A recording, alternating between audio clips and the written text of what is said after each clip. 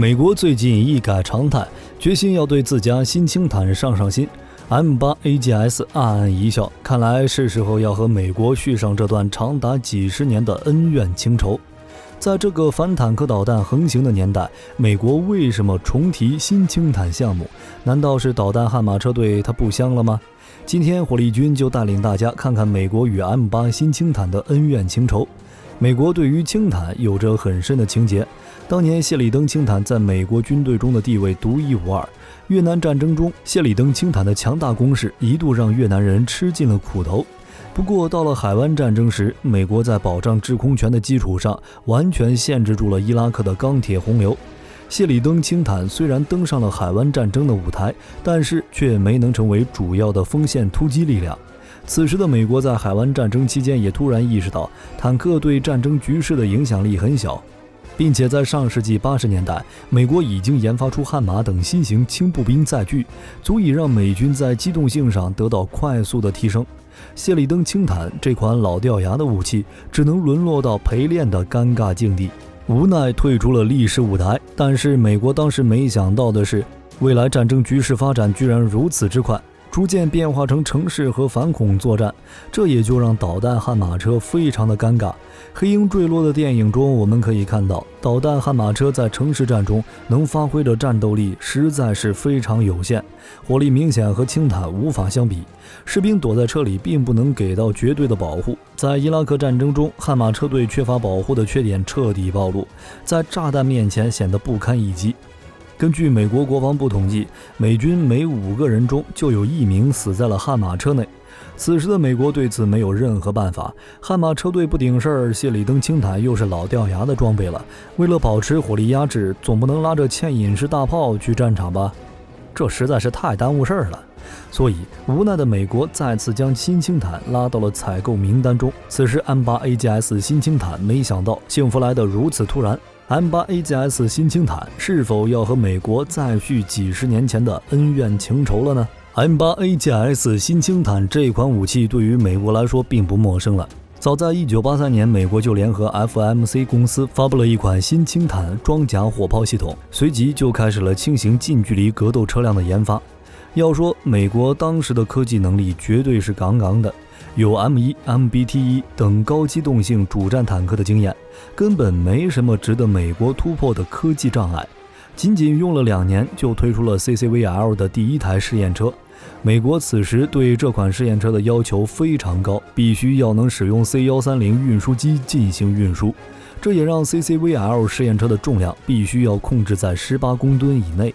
在这个苛刻要求下， CCVL 在后续的发展中采用了各种方式对 CCVL 进行材料减重，先是用铝合金替换了钢，更是使用了更轻便的 M35 105毫米线膛炮。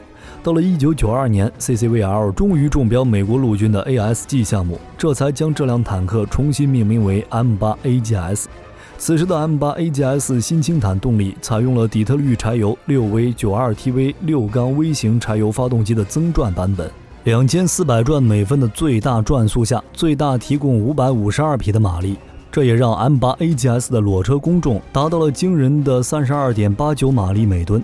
变速箱上则选择了通用动力公司出品的 HMPT 500HP3 的液力无级变速箱，采用无级变速箱极大地增加了 M8AGS 的机动性，降低了油耗。相比于其他变速箱，这款变速箱非常成熟，在之前的 M2、M3 上都有着不错的表现。这么强悍的机动性能也让 M8AGS 离美国采购更远了一步。为什么这么说呢？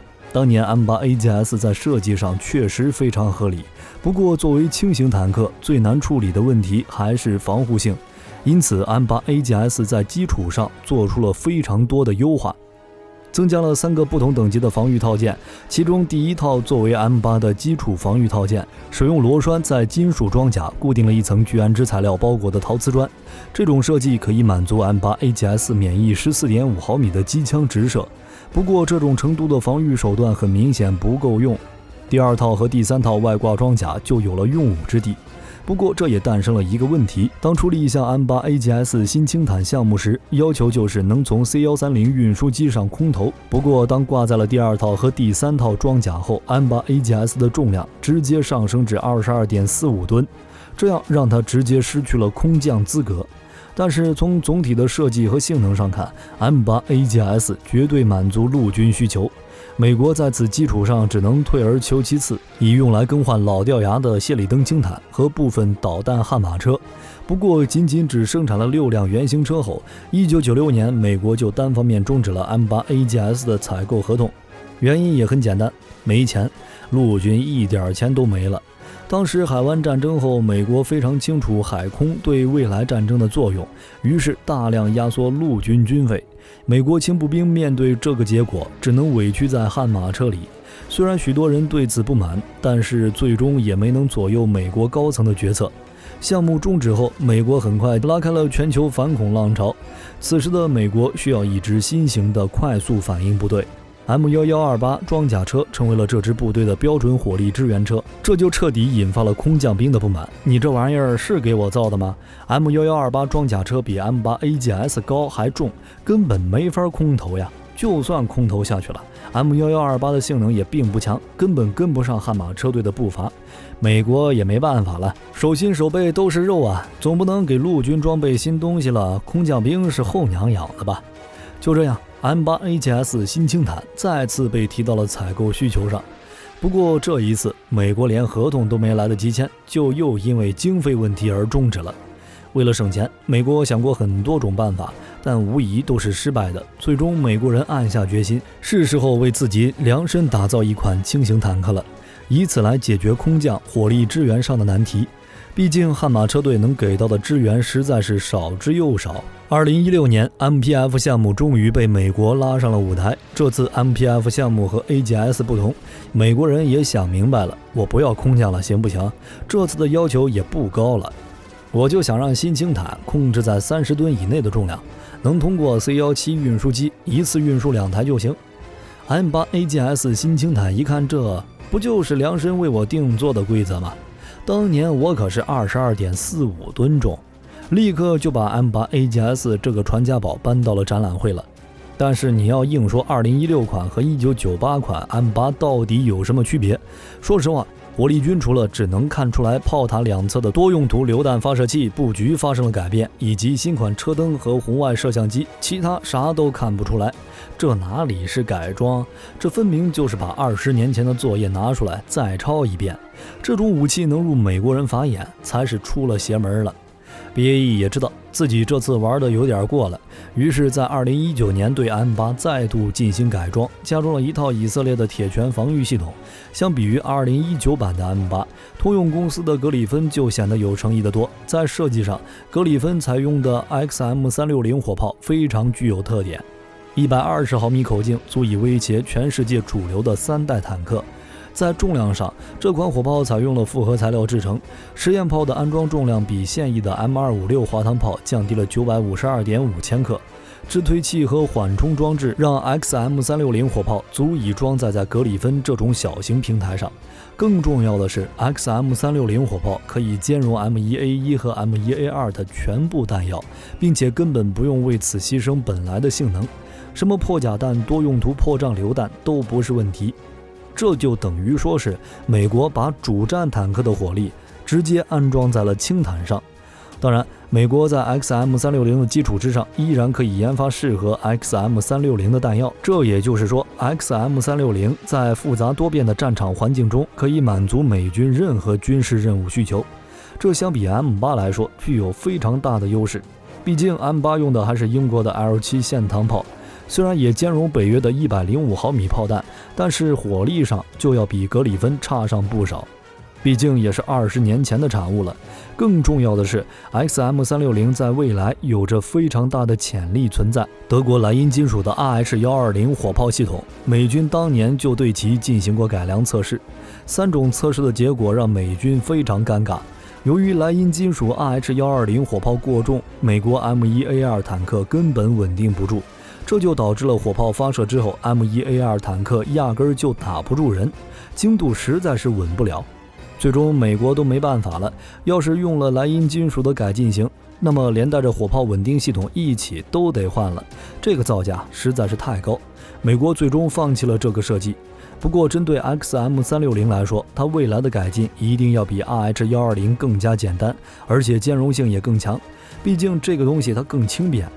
我换了炮，根本就不用去换炮稳系统，这妥妥的省钱。所以格里芬在 XM360 的选择上无疑是正确的选择，并且在未来格里芬在 XM360 改进上，如果能与美国做好深度合作， XM360 改进型会是格里芬最大的杀手锏，美国的许多主战坦克也会因此得到极大的提升。例如 M1A2D 主战坦克就不会再因射弹超重引起初速过低遭受质疑。当然 XM360 也有自身弊端，这个东西制作起来非常复杂，也就让它的价格十分昂贵。具体而言， XM360 的炮管内管使用传统炮钢锻造而成，外管则分为3层，内外2层用玻璃纤维增强塑料制成，用以阻隔内管与外部环境对中间层的腐蚀。中间层使用 IM7 碳纤维制成，垂直于炮管轴线机械缠绕至炮管上，用以紧固内管。这样的特殊结构使得 XM360 火炮的身管结构复杂程度和制造难度都远远高于传统火炮。不过按照美国目前的需求来看，安装了 XM360 火炮的格里芬性价比远远要比 M8 更高。如果 M8 想要在这次竞标中胜出，不精心进行大量改变，可能很难和美军再续前缘了。